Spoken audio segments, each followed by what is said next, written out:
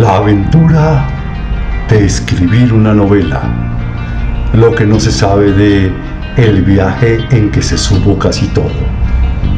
Conferencia de Carlos Gustavo Álvarez, Filvorágine, Neiva, jueves 2 de noviembre del año 2023. Darle la bienvenida, maestro Carlos Gustavo, porque ha publicado muchos libros, pero nos da el honor en Filvorágine y en Neiva a lanzar su última novela, que además huele todavía a tinta fresca. Acaba de salir de los talleres de impresión y huele a tinta fresca. Y tiene un nombre supremamente sugestivo, Carlos Gustavo. Eso me ha dicho todo el mundo, que tiene un nombre muy sugestivo. El viaje en que se supo casi todo, ¿cierto? Y entonces, amablemente, él me ha dado una sinopsis y la editorial Ibáñez, que no pudo estar, pero que está presente a través de Carlos Gustavo, por supuesto. Yo no he leído el libro, porque me lo acaban de entregar esta mañana al desayuno, pero por supuesto que lo leeré con avidez. Pero en la sinopsis dice: Marino Alcántara, un joven de 20 años que quiere ser escritor y acaba de ser despedido del trabajo que tenía para ayudar económicamente a su mamá, es invitado a Turquía por un hombre llamado Federico Roldán. Se trata de un ex periodista que ha dedicado los años más recientes a desarrollar una propuesta de cambio de conciencia a través de libros, conferencias y de la creación del Círculo de la Luz, un grupo de muchachos del cual Marino sería el integrante número 11. Marino se va con Roldán explicando el viaje con una serie de mentiras. Cuando están en Ankara, para la última conferencia de Roldán, caen en un ciberengaño. Lilith, una mujer hacker, se hace pasar por David Gerson, el manager de Roldán, y los conduce a un desierto donde son abandonados por unos mercenarios. Lilith es una antigua novia de Roldán, a quien él deja por una colega, Lina Carolina, que investigaba la creciente trata de niñas y niños operada en Colombia por los carteles mafiosos. Suena interesantísimo. Mientras Marino y Roldán tratan de sobrevivir, Soledad, la mamá del muchacho, hermana de Lina Carolina, y su novia Laura de Los Ángeles, preocupadas por su desaparición, terminan desarrollando el hilo de la paternidad de Marino y el gran amor de la vida de Soledad. El relato, que solo conoce el lector, se alterna con la experiencia del desierto en la que Roldán, el mentor, va enseñando a Marino la esencia de su filosofía y develando simultáneamente la historia del chico, cumpliendo una voluntad de Lina Carolina, asesinada por los cartones de la prostitución infantil. David Gerson es un exmiembro del Mossad y con otros hombres de las fuerzas de seguridad de Israel se centra en la búsqueda de Marino y Roldán y en atrapar a Lilith. El viaje en que se supo casi todo, de Carlos Gustavo Álvarez, es una novela de permanente interés en la que el lector es llevado a un mundo de mentiras y verdades ocultas, de música y amor, de suspenso e intrigas, de humor y sorpresas hasta el punto final, y en la que se revela el comienzo del que será el gran azote del futuro, el delito cibernético. Grupo Editorial Ibáñez. Y antes de darle la palabra a Carlos Gustavo, me permito leer brevemente su perfil. Nació en Bogotá, 1957, periodista, escritor y compositor. Ha trabajado en importantes medios de comunicación de Colombia. Fue columnista de opinión durante 37 años, 17 de los cuales transcurrieron en el diario económico Portafolio. Ha concretado en diversos trabajos musicales su vocación de compositor. Álbumes Son de Colombia, Tu Amor, Aquarius, Girasol, La Puerta de Star, Iris y Coraline. Desarrolla temas motivacionales en su canal de YouTube. Las publicaciones de Carlos Gustavo son varias y excelentes. 7 lecciones espirituales, Bogotá de memoria. La vuelta a Bogotá en un poco más de 500 años. Paisas en Bogotá, en boca cerrada, lecciones financieras de mamá, regálame una mascota, Angelita, la increíble historia de Noel Rodríguez, historia de una voluntad, los rostros de La Palma, tome pa' que lleve el libro, muy breve es la vida, poemas, Chef, primer audiolibro colombiano en formato de radionovela. Relato de mi destino, que es con Fernando Paneso Serna, el exgobernador de Antioquia y es embajador de Colombia en Estambul, Turquía. En Turquía y en Ecuador. Mañana vamos a tener un conversatorio al respecto. El rey que descubrió su majestad, bandeja de historia paisa en Bogotá, que también es con Paneso Serna, y el viaje en que se supo casi todo, recién salido de imprenta. Así pues, querido Carlos Gustavo, bienvenido, al auditorio es tuyo. Gracias, Susana, gracias. Aquí tenemos 2 micrófonos, si tú quieres conservar uno, y yo hablo por este. Vale. Les agradezco mucho que hayan venido hoy y que estén aquí para escuchar una conferencia que he preparado sobre el libro El viaje en que se supo casi todo. La conferencia se llama La aventura de escribir una novela, lo que no se sabe del viaje en que se supo casi todo.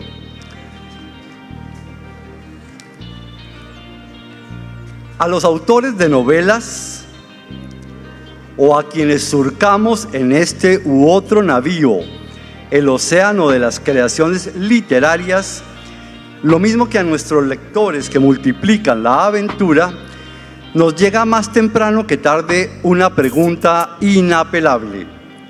¿Y de qué se trata el libro? Ejercicio de sumario debe admitir en su precisa resolución un ingrediente motivador que determina la pervivencia de la obra en forma de venta y ediciones sucesivas, que es lo que nos interesa también a los escritores.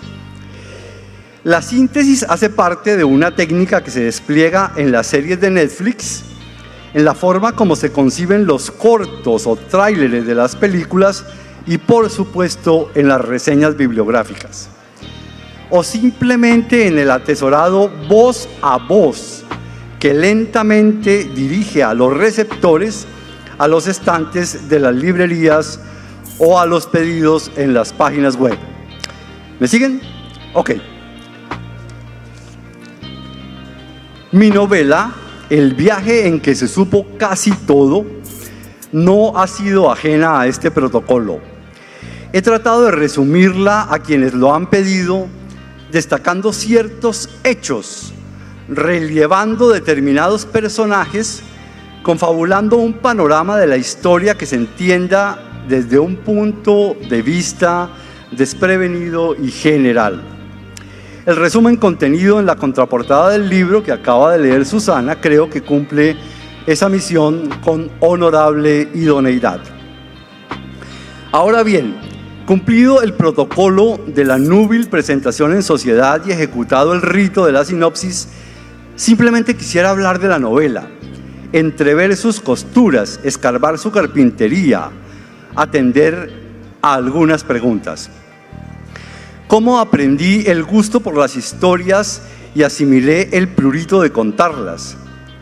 El viaje en que se supo casi todo correspondió a una arquitectura rígida, obedeció a una escaleta de prisión o se lanzó por un camino de azar en el que confluyeron los propios destinos y voces de sus personajes. ¿Por qué privilegié los diálogos, que es una opción más bien esquiva en la literatura colombiana? ¿La realidad y la ficción son gemelas siamesas? ¿Con qué gusto casi salaz provoco al lector con el juego de los tiempos? No le doy respiro y trato de imantar de una forma casi sacramental su atención. Bueno, preguntas que yo creo pueden ser de interés para quienes son escritores en este auditorio, para quienes han escrito algo y lo conservan en la timidez de sus computadores o apuntes, y para quienes quieren escribir y no les suena desatino una invitación para que lo hagan y perpetren su texto buscando su propia voz, aunque los apabullen las modas y los éxitos ajenos. Y ya ojalá, lejos de todos esos tiempos penumbrosos, como los describió Mario Vargas Llosa, reflexionando sobre su novela La Casa Verde, y viéndose joven a mediados de los años 50, cuando consideraba que era muy difícil pensar en ser un escritor, abro comillas, si uno ha nacido en un país donde casi nadie lee, dos puntos, los pobres porque no saben o porque no tienen los medios de hacerlo, y los ricos porque no se les da la gana. En una sociedad así, querer ser un escritor no es optar por una profesión, sino un acto de locura. Cierro comillas. Esto de hablar acerca de la novela publicada es una manera de complementarla, de alargarla, de acariciarla. Incluso de sentirla antes de despedirla en su viaje azaroso por el mundo. Lo hacía Joseph Conrad en sus prólogos recopilados en un bello libro titulado Nota del autor.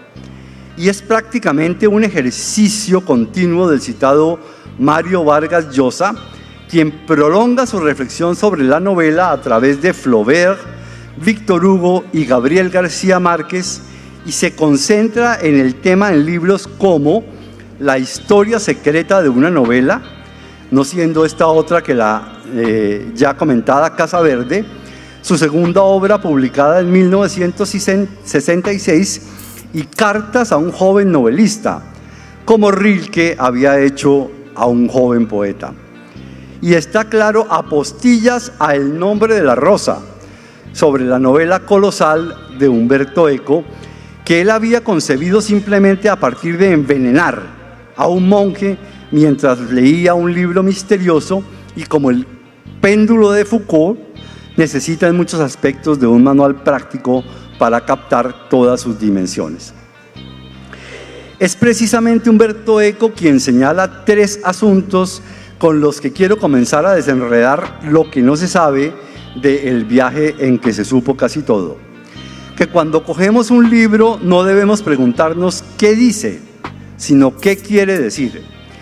Que el título debe confundir las ideas en vez de ordenarlas, y que, abro comillas, un narrador no debe suministrar interpretaciones de su propia obra, porque de otro modo no hubiera escrito una novela que es una máquina para generar interpretaciones. Cierro comillas. Eco suministra otra clave elemental sobre por qué escribió El nombre de la rosa, obra que además hizo en 2 años, porque tenía la Edad Media, su arquitectura y sus misterios metidos en la cabeza desde mucho antes, pues había realizado su tesis doctoral sobre estética medieval, como lo revela en su libro Confesiones de un joven novelista. Abro comillas, escribí una novela porque tuve ganas, dice Umberto Eco. Creo que es una razón suficiente para ponerse a contar. El hombre es un animal fabulador por naturaleza. Cierro comillas. Y si su idea seminal fue el crimen del monje y el misterio como El monje que vendió su Ferrari, de Robin Sharma, pero mi intención difería de ese rumbo. Abro comillas. Su primera operación de novelista, asegura Vargas Llosa en La orgía perpetua, hablando de Flaubert y su paciente construcción de Madame Bovary, consiste en un pillaje sistemático de todo lo que está al alcance de su sensibilidad. Así que para encarnar ese botín emocional, que es bien fructífero en mi caso, aparecieron doña Soledad y su esposo, su frustrado amor, la novia de Marino, el manager de Roldán, su secretaria y hasta su perro. Este último, un homenaje a mi perro y al Mr. Bones de Paul Auster en la novela Tombuctú. El amor y la pasión habían fracturado a Roldán entre Lina Carolina y Lilia, esta última en situación de despecho, como se dice ahora. La circunstancia feroz y realmente nociva de una malevolencia amorosa, como pasa en la vida real, casi siempre protagonizada por los hombres, lleva a Lilia a convertirse en Lilith, a torcer su habilidad como ingeniera de sistemas y a refugiarse en el delito cibernético y en la venganza como el ejercicio de una esgrima fatal. Bueno, era cuestión de conjugar estos personajes y sus historias humanas en un contexto de peligro, misterio y muchas preguntas que responder. ¿Por qué de lo contrario estaría obedeciendo a Humberto Eco, pero faltando a la promesa contenida en el título del libro? El viaje, más que a Turquía y al Medio Oriente, en donde situó la historia 2 meses antes de que esta zarza ardiera, como está pasando ahora, es al corazón de quienes tienen algo que saber, mucho que aceptar y demasiadas cosas que resolver en sus vidas propias. Creo sinceramente, y espero no equivocarme, al igual que todos nosotros. En el camino y hablo y embalo las aventuras en asuntos que me han interesado siempre y que van desde el tango hasta los carteles de la prostitución infantil, desde la crónica periodística hasta la apoteosis de los aviadores solitarios, como Amelia Earhart y Antoine de Saint-Exupéry, quien plasmó la experiencia, además de la de caer en el desierto, en Vuelo Nocturno, Tierra de Hombres y El Principito, y quien, como la aviadora norteamericana y un personaje de mi novela, hacen el último aterrizaje, el de la muerte, en medio del mar. ¿Vamos bien? Bueno, gracias, que todo estaba previsto, casi escaleteado, planeado en el relato. Indudablemente que no. No me voy a atribuir el ábrete sésamo de quien inventa la idea que los personajes tienen vida propia y allá ellos. Tomo para resguardarme una opinión de Darío Jaramillo y otra de Julio Cortázar. La primera corresponde a un libro editado por un común y admirado amigo como lo era Heriberto Fiorillo y titulado Escribir es lo que cuenta, en el que le preguntan al poeta y novelista cómo surgían los personajes de sus historias. Y Darío responde, abro comillas, yo creo que los personajes toman vida propia. El escritor tiene en la cabeza la idea de la novela, hacia dónde va, cuál es el argumento. Para simplificar, uno sabe quién es el asesino en la novela que está escribiendo, pero los personajes toman vida propia y van creciéndose y desarrollándose conforme va transcurriendo la historia. Cierro comillas. Que eso ocurra lo confirma Julio Cortázar en su estupenda novela Los Premios, a la que volveremos más adelante, cuando afirma que cosas parecidas ya le sucedieron a Cervantes, abro comillas, y les suceden a todos los que escriben sin demasiado plan. Cierro comillas. Lo afirmado hasta ahora es posible de realizar para quien es un contador de historias, un lector de historias, un cazador ávido de historias, de esos que escuchan con pasión a los demás y son capaces de encontrar en los remotos rincones de un periódico o de una página web una historia que de tan fantástica es posible convertirla en realidad. Pero es Gabriel García Márquez, en su libro Cómo contar un cuento, quien formula la pregunta crucial. Abro comillas.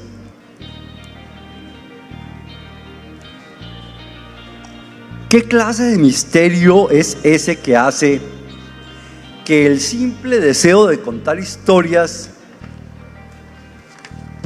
se convierta en una pasión Que un ser humano sea capaz de morir por ella, morir de hambre, frío o lo que sea, con tal de hacer una cosa que no se puede tocar y que al fin y al cabo, si bien se mira, no sirve para nada, cierro comillas. Y Jorge Luis Borges lo resume en una sentencia, abro comillas: escribo porque para mí no hay otro destino, cierro comillas. Y bueno, ese es mi caso. Mi mamá, como lo demuestra en vídeos que pueden encontrar en mi canal de YouTube, era una narradora innata, de memoria prodigiosa además, capaz de agregar a sus historias detalles de precisión, como el color del vestido y de los zapatos que llevaba el 9 de abril de 1948 y la ajustada ruta que siguió su elegancia para llegar a trabajar en Casa Toro, de la carrera 13 con calle 27 en Bogotá, y para devolverse a su casa en la calle Sexta, mientras a su lado la ciudad se incineraba y corría la sangre y se precipitaban los desmanes. Desde muy niño me contó historias a su manera, me recitó poemas y me acostumbró al aprecio de sus textos escritos con una caligrafía tan bella que parecían cuadros de una exposición. Allí se incubó todo: el amor por el idioma, la magia de las historias, la oralidad, esa que fue mi primera escuela. Y lo continuó siendo cuando descubrí las radionovelas. Roldán y Marino son, muchas décadas después, un homenaje a dos personajes de mis tardes semanales cuando llegaba del colegio a degustar en el circuito Todelar de Colombia y con la imaginación desaforada las aventuras de Calimán, el hombre increíble, y del pequeño Solín. Mucho tiempo después concitamos con el majestuoso maestro Bernardo Romero Pereiro el recuerdo de Calimán y de Arandú, el príncipe de la selva. Tarzán. Ya voy para Tarzán, ya voy. Para crear a Generoso el Guajiro en la telenovela Calamar, que guardan en la memoria los televidentes de entonces, sobre todo por la presencia de ese peludo ser que era Guri Guri. Paralela a esa apoteosis auditiva que eran las radionovelas, leía los cuentos o comiquitas, como las llamaban en otros lares. Conocí allí todo tipo de personajes, desde Tarzán hasta Chanok, desde El Santo y Blue Demon hasta la pequeña Lulú y Archie. El desarrollo de esas historias en cuadros y diálogos precisos me acercó al concepto de la edición y de lo que se sobreentiende y hace a la mente lectora una saltarina redomada, capaz de seguir cuadritos materializados únicamente en imágenes como los de un personaje llamado Ferdinand. Y es que cuando tuve el acceso al periódico reforcé mi afición con las aventuras de personajes como Mandrake, el Fantasma, Dick Tracy y esos seres que son prácticamente entrañables como Olafo y Mafalda. La coincidencia maravillosa de leer cuentos como una forma de educación literaria y sentimental me sorprendió hace relativamente poco al degustar el libro Leer para Vivir del librero mayor de la Librería Nacional, Felipe Osa, a quien dedico El viaje en que se supo casi todo. ¿Vamos bien? ¿Sí? ¿Les gusta? ¿Seguimos? Bueno. Mi otra escuela de historias fue el cine, al que me aficionó mi madre desde muy niño. Puedo decir sin ambajes que he pasado en la sombra de los teatros algunos de los momentos más maravillosos de mi vida, sintiendo, divirtiéndome y aprendiendo a contar historias a través de los diálogos y las imágenes.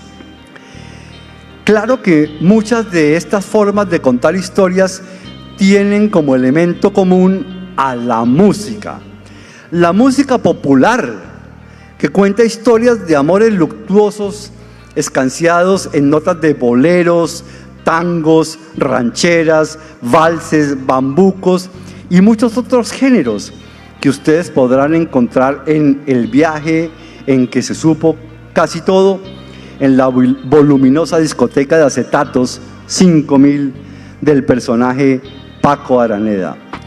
No sobra decir que ese conjunto de formas de contar historias remitió muy temprano en mi vida al placer de leer. El viaje en que se supo casi todo, este viaje, tranquila, no pasa nada aquí, que huelen las páginas es una bonita señal. Claro que muchas de estas formas de contar historias tienen como elemento común a la música, ya leí eso. El viaje en que se supo casi todo no desdeña, ni clasifica, ni jerarquiza ninguno de los géneros mencionados. Los he practicado todos y cada uno me parece simplemente una forma de contar una historia y ninguno, en mi caso, mira al otro por encima del hombro, ni lo desdeña, ni escarmienta, ni le tira la puerta en la cara. Y como escribe el Nobel Mario Vargas Llosa, a quien he citado varias veces, en el libro acerca de Flaubert, abro comillas, el elemento melodramático me conmueve, porque el melodrama está más cerca de lo real que el drama, la tragicomedia que la comedia o la tragedia, cierro comillas. Él tiene una opinión muy similar acerca de la música popular, precisamente su próxima novela, y que puede ser incluso, como él lo ha dicho, su última novela a los 88 años, está dedicado al vals peruano y a la cursilería, dice él mismo. Por eso su último libro tiene un título muy cursi, Te dedico mi silencio. ¡Qué belleza! Bueno, el viaje en que se supo casi todo, ¿vamos bien de tiempo? ¿Sí? Tuvo su propio viaje. Comenzó como un relato, en el camino adaptó sus páginas iniciales al proyecto de una radionovela en formato de streaming y difusión digital, que se frustró con inmenso pesar para mí y para un grupo de notables actores colombianos, y luego se acomodó gozoso en la versión final del libro que se ha lanzado. Cuidado. No, linda, no, con el agua está bien. Gracias, Susanita. Cualquiera que haya sido su traje, la historia siempre tuvo a los diálogos como parte fundamental del atuendo, que no abundaron por un prurito caprichoso, sino porque las situaciones ofrecían la oportunidad de ser desarrolladas en el medio de comunicación más popular del mundo, sobre todo ahora con las aplicaciones, muchos de ellos convertidos en una emisión de garabatos y de apóstrofos, y que ahora van directamente a las grabaciones de voz, que son mucho más fáciles de hacer que ponerse a escribir, y eso me hace pensar que estamos volviendo a la oralidad. Bien, ¿cómo no iban a dialogar dos mujeres interesadas en los secretos de una de ellas y en la suerte de dos hombres que a miles de kilómetros de distancia, solos y extraviados en el desierto, no tendrían otra opción que conversar? Creo, y esta es una opinión absolutamente personal, repito, absolutamente personal, que el diálogo no suele ser un recurso suficientemente explotado en la novela hispanoamericana y sobre todo en la colombiana.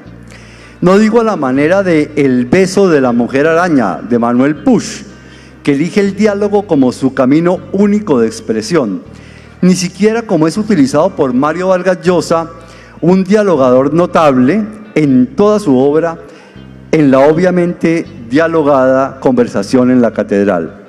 Y por supuesto, tampoco es frecuente llegar a esa ingeniosa muestra de diálogos que son Los Premios, una novela cumbre de Julio Cortázar, y los que componen la majestuosa Rayuela.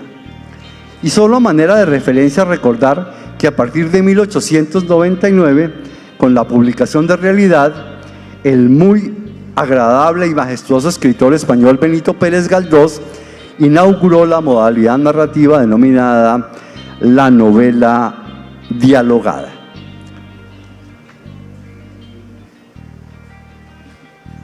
Faltan pocas páginas, no se preocupen que aquí vamos bien. ¿Sí? El diálogo ha sido para mí un recurso crucial, no solo por la escritura de libretos de televisión y una obra de teatro que ha permanecido en el silencio, pero que se puede leer en mi página web y que hice explícita y cariñosamente solo para Fanny Mickey y para el Teatro Nacional. También el diálogo es el material de una parte de mis columnas de prensa escritas durante casi 40 años, un tipo de desarrollo con el que en realidad comencé mi singladura periodística, textos de humor, reunidos en el volumen que mencionó Susana, Tome para que lleve el libro. Así que hay diálogos, muchos diálogos en el viaje en que se supo casi todo, diálogos cotidianos con dosis de drama y de humor, con claves para entender todo lo que está pasando en la historia y para conocer a los personajes. Con ellos pretendo referir a mis creaciones mucho más que con tortuosos párrafos descriptivos. La literatura norteamericana suele ser una cantera más provechosa para aprender la presencia y el manejo del diálogo en el torbellino de la prosa. Y no hablo de la paradigmática y siempre excelsa mención a William Faulkner, John Steinbeck y Ernest Hemingway, pero así a Francis Scott Fitzgerald, quien por su cercanía práctica y de supervivencia a los guiones de cine logra interesantes aciertos y exposiciones del diálogo en sus novelas. El viaje en que se supo casi todo, creo haberlo dicho ya, resume todas mis experiencias de vida expuestas a través de los personajes y habladas por ellos, hombres y mujeres. De hecho, el comienzo del libro, su primera escena, digamos, la escancié de algo que me sucedió a los 20 años de Marino Alcántara, cuando trataba de abrirme paso en el duro oficio de las ventas, de lo que nos hablaba ahora Paola Tovar, aprender a vender, necesitado, como mi protagonista, de hallar alguna forma expedita y honrada de conseguir dinero, el de las comisiones por las ventas, en este caso para ayudar a mi mamá, a quien llevaba toda mi vida hasta ese momento viendo trabajar sin descanso. A partir de ahí comienzan a jugar la realidad y la invención, y no me atrevo siquiera a asociar ese cambio de máscaras con el reconocido realismo mágico.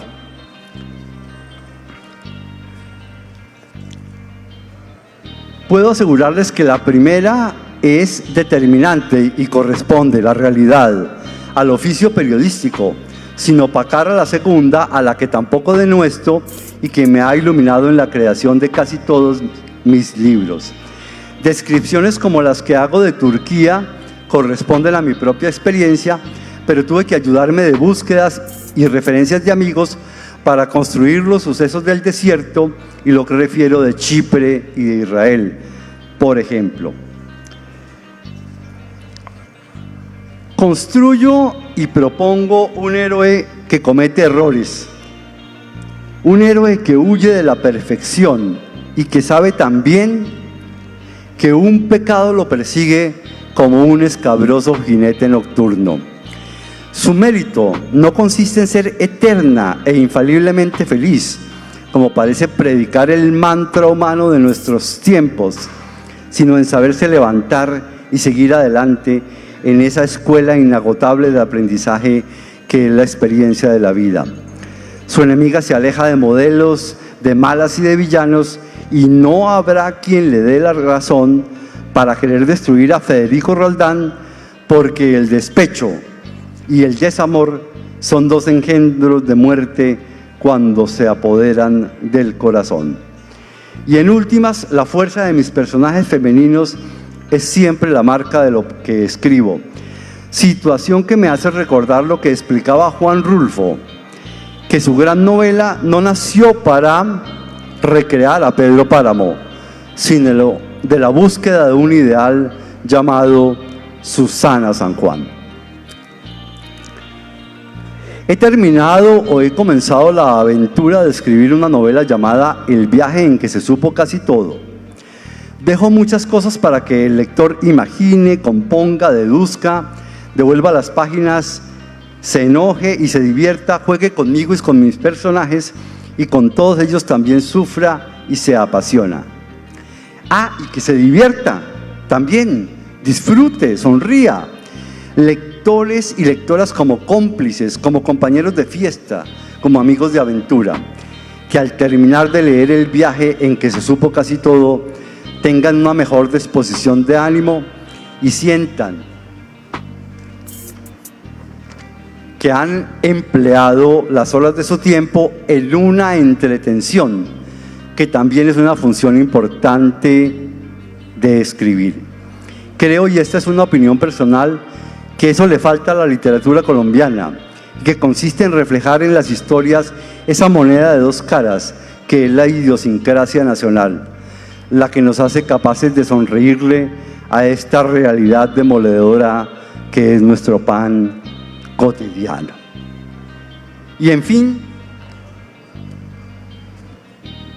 que todo esto que he dicho, más desde mi corazón, desde la maraña imbricada de mis pensamientos, nos permita entender sobre los personajes del viaje en que se supo casi todo, y como escribía Joseph Conrad en su nota del autor a su primera novela, La locura de Almayer, que, abro comillas, sus corazones, como los nuestros, deben soportar la carga de los dones del cielo, la maldición de la realidad y la bendición de las ilusiones, la amargura de nuestra sensatez y el engañoso consuelo de nuestra locura. Muchas gracias.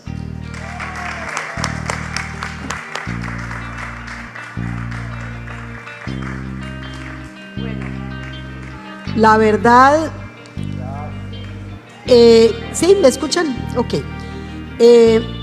Me ha dejado Carlos Gustavo pensando en que si las ferias del libro tienen sentido, es cuando escuchamos a una persona tan versada, pero sobre todo tan apasionada por las letras y por los géneros. Carlos, ¿qué?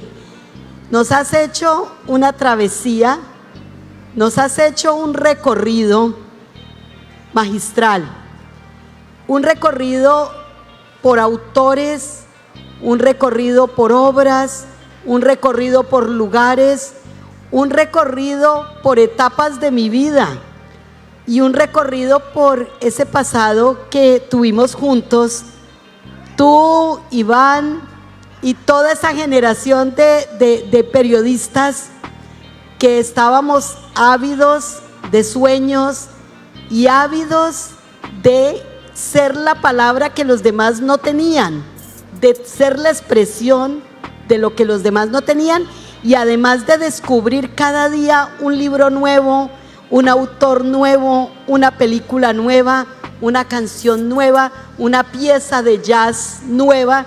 Y entonces recuerdo indudablemente a Fernando Gaitán, el reconocido libretista de Betty la Fea, ¿cierto? Nuestro Fernando Gaitán, que también se sentaba cuando nos daban asiento en la redacción del Tiempo, porque nosotros no teníamos puesto fijo, éramos peleándonos los computadores y los asientos de la redacción. Y perdónenme que me emocione y hable a título personal, pero es que me has dado la pauta para eso, Carlos Gustavo. Y si invitarte a Neiva, y si traerte a la vorágine, a Fil Vorágine, es esto de volver al pasado, pero sobre todo cargados de nuevas cosas, esa vida que ha sido la tuya, esa vida que ha sido la tuya, Iván, y esa que ha sido la mía, con tantos recovecos, tantos recorridos, tantas experiencias, tantos viajes, y no solo los geográficos, sino los afectivos y sentimentales, pues vale la pena estar aquí hoy.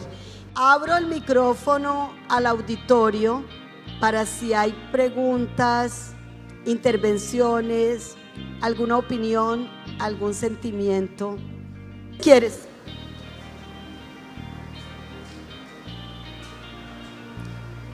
Muy bien, los jóvenes, excelente. Bien, hola, mucho gusto. ¿Cómo estás? Gracias Bien, por estar gracias. acá y por haber asistido. No, a usted también por estar aquí en la ciudad de Neiva. Bueno, yo soy estudiante de Comunicación Social y Periodismo de la Universidad Surcolombiana. Sí. Me parece interesante y también de una forma en la cual nosotros los jóvenes podemos conocer por medio de obras como las suyas, historia, ¿sí? Todo lo que tiene que ver con también nuestros antecedentes, nuestra historia, no solo lo que nosotros los jóvenes hemos como vivenciado, sino que también siento, y todo lo que usted nos relató, nos acaba de relatar, es como si me lo estuviera contando mis abuelos, como si me lo estuviera contando mis familiares, ¿sí? Historias en las cuales nosotros podemos estar en una mesa hablando, charlando, y que tras esa valoración transgeneracional es muy importante tanto para nosotros como futuros comunicadores y periodistas, y no solamente para nosotros, sino también para jóvenes y chicos que están en épocas de colegio, etapas de su formación, actualmente está con la tecnología. Claro. ¿Sí?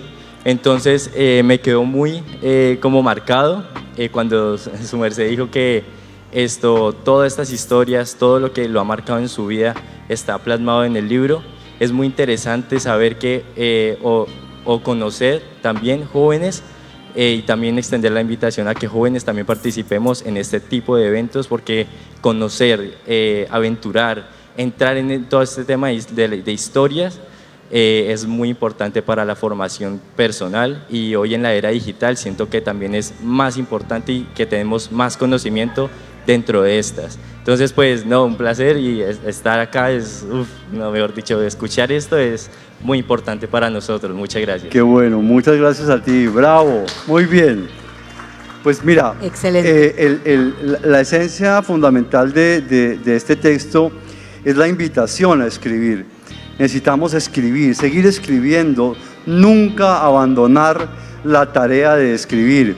Y esa invitación, y pido por favor que me entiendan las personas un poco mayores, está destinada a los jóvenes, para que los jóvenes desde sus carreras de comunicación, de literatura, de tantas otras aproximaciones desde el arte, continúen con fe, escribiendo, sabiendo que se puede hacer y sabiendo que hay un mundo por descubrir, y que ese mundo fundamentalmente está en el interior y es la propia voz de cada uno de nosotros. ¿Ok? Muchas gracias por tu opinión. Gracias.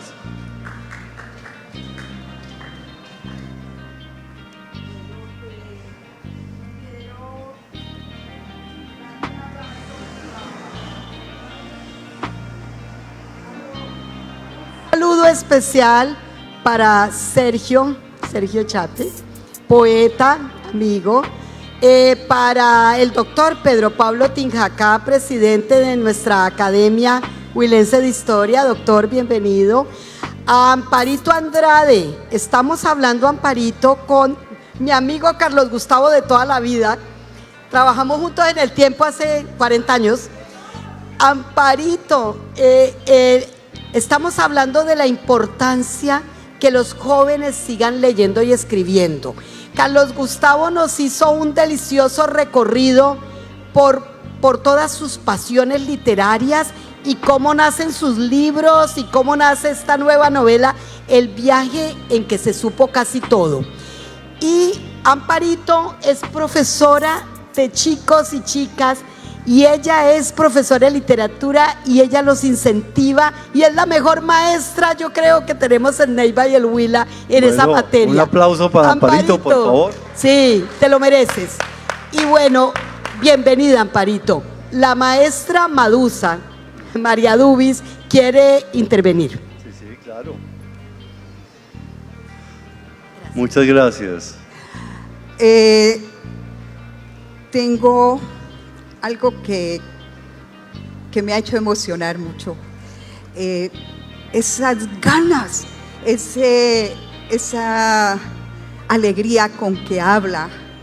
Le decía yo a Iván, un juego de palabras hermosísimo, unas metáforas caídas en el momento, metidas en ese espacio.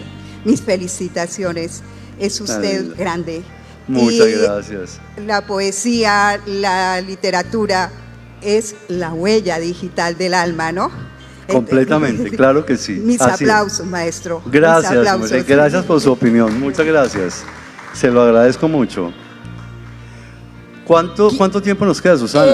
Que yo hice una Pienso promesa. que 5 minutos. 5 minutos. Por ahí. Quiero contarles a Carlos Gustavo y a Iván, antes de pasarte el micrófono, quiero contarles que las maestras Madusa y Amparito son poetas huilenses y en este año, ¿verdad? Como en marzo, se publicó una colección hermosa, 9 libros de mujeres poetas huilenses. ¡Qué belleza! ¿Dónde En está? la editorial Tierra de Palabras la encuentras.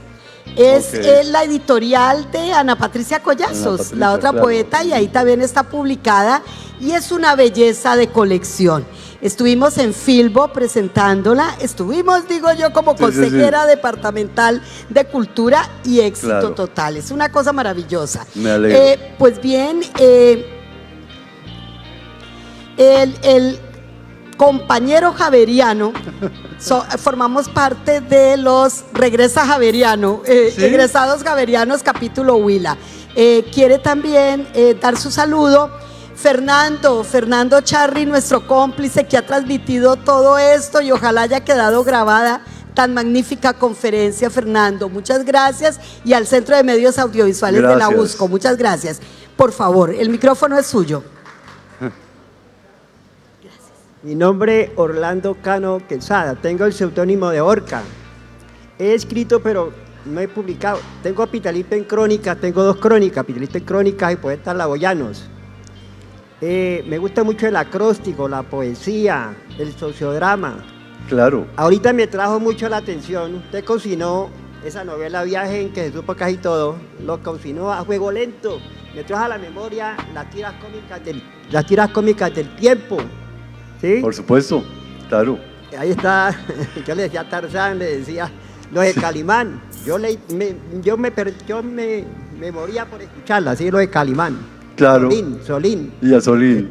Claro. Qué bueno. Me trajo a la memoria, me refrescó la memoria en todo eso, los años 60, 70, ¿sí? Sí. Yo me compraba el tiempo cada 8 días por ver las tiras cómicas. Por ver las tiras cómicas, claro. Mi mamá me contaba cuenticos, pero yo aprendí más en las tiras cómicas. Yo manejo mucho tiras cómicas. Me gusta. Qué bueno, qué bueno. Muchas gracias a Susana y a usted por su gran libro. Es una historia muy atrayente. Me regresó al pasado. ¿Sí? Qué bueno, me alegra Muy- mucho su opinión. bueno. Y que haya Gracias, estado aquí muy con amable. nosotros. Muchísimas gracias. Muchísimas gracias, compañero, muy amable. Muy bien, tenemos quizás la última intervención. Ven. ¿Cómo?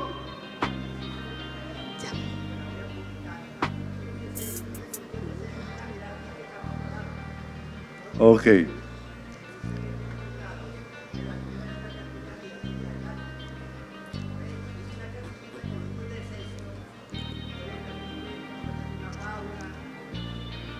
Ya te doy. Qué Una bueno. cartilla didáctica, pedagógica, una mirada artística a mis palabras. La hice con los niños de sexto. Entonces yo le explicaba qué es un cuento. Vamos a hacer un mini cuento, qué es una fábula, pero no solo de animales. Pongamos a hablar de todas las cosas. Una mesa, un lápiz, un cuaderno. ¿Sí? Mitos y leyendas, la gaitana, el moán. Ellos lo hacían a la manera de ellos. ¿Sí? Qué bueno. Y lo proyectaba de sexto a 11. ¿Qué van a hacer cuando lleguen a 11? La cartilla la voy a publicar. Lo Tengo muchas felicito. cosas para publicar que no he publicado. No he participado tampoco en concursos, voy a participar en concursos. No, claro que sí. Felicitaciones. Muchas gracias. Pues Muy siempre amable. bienvenido, maestro, también a las ferias del libro. Excelentes sus aportes. Si eres tan amable.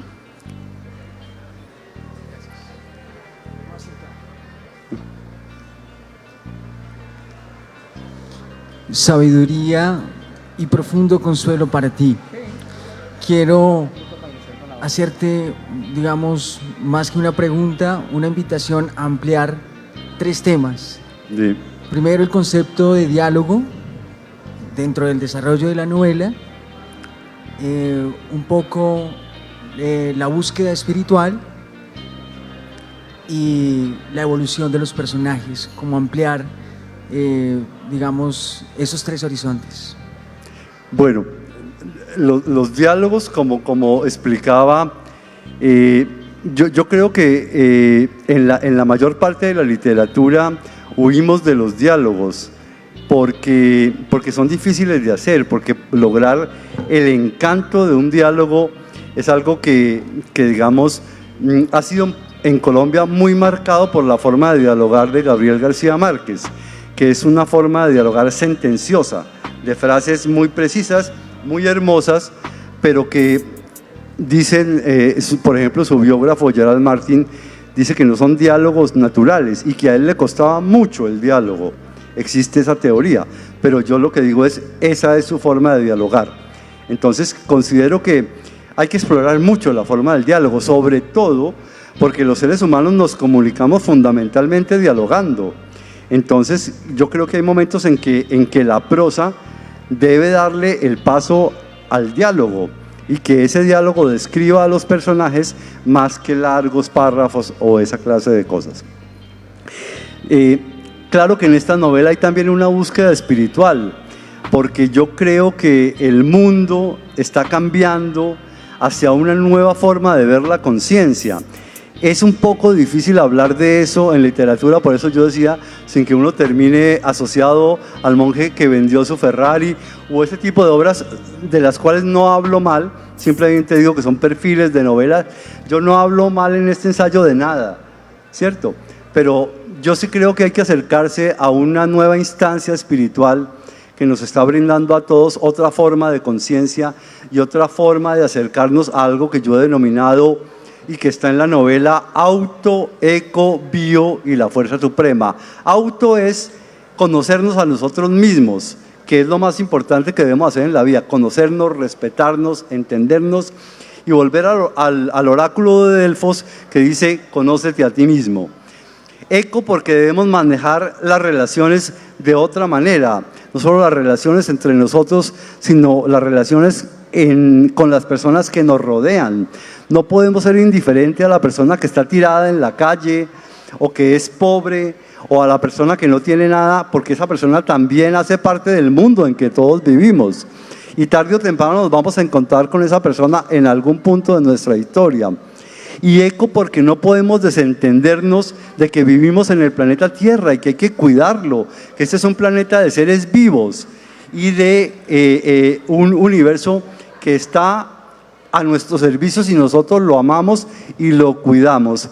Y la fuerza suprema, pues porque hay algo que es una fuerza espiritual que nos mueve a todos y que algunos comenzamos a reconocer como parte de nuestra vida en determinados momentos, antes o después, pero que yo propongo se debe considerar como una forma de vivir. Y en cuanto a los personajes, yo no suelo trabajar muchos personajes, yo prefiero trabajar pocos personajes bien trabajados y que sus historias sean lo suficientemente poderosas y dicientes para lograr captar la atención del lector y entrar en la intimidad de su corazón y en las cosas que los mueven y que les hablan de la vida. Esas serían las respuestas, ¿te parece? ¿Sí? A ti, muchas gracias. Y el aplauso merecido, fuerte, por favor. Me encanta haberlos tenido y sobre todo me encanta, Carlos Gustavo, haberte vuelto a escuchar. Hiciste un magistral relato de tu novela, otro relato tras el relato de tu novela. Hermoso, muchas gracias. Muchas gracias a todos, muy amable.